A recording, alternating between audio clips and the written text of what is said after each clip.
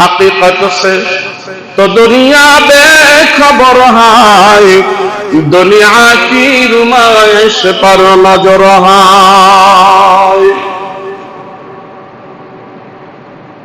गर्ब सूरत आदमे इंसाबुदे, अहमद तो आबू जहल के साबुदे।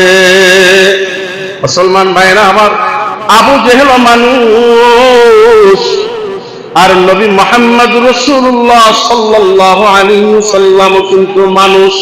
কথা বলেন না কেন? এরকমের বহু মানুষ দুনিয়ার জমিনে আছে, দুনিয়ার জমিনে বহু মানুষ আছে যারা সূরাতে মানুষ, কিন্তু হাকিকতে তারা পূর্ণাঙ্গ মানুষ না। সূরাতে মানুষের দ্বারা কোনো লাভ হবে না, হাকিকতে মানুষের দুনিয়াও কল্যাণ আখিরাতও কল্যাণ। ভাইরা আমার, এই জন্য আমরা সূরাতে মানুষ হব না, হাকিকতে মানুষ হব।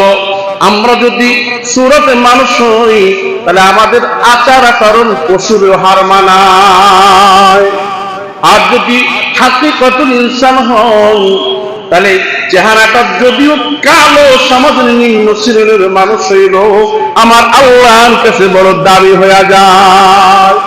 যেমন ছিল হাকিকাতুল ইনসান ছিল হযরতে বেলাল,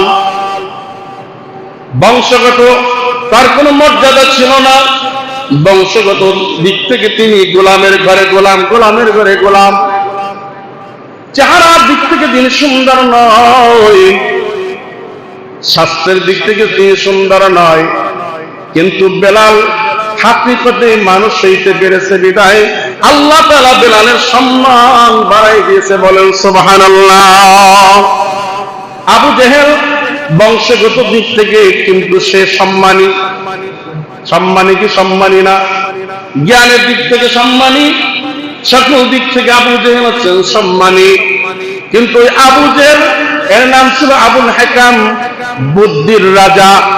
এখন আমার আল্লাহর হাবিব তার ঘোষণা দিয়ে দিয়েছেন, হাবিব জানিয়ে দিয়েছেন আবু জেহেল অর্থ মূর্খদের পিতা, মূর্খদের পিতা।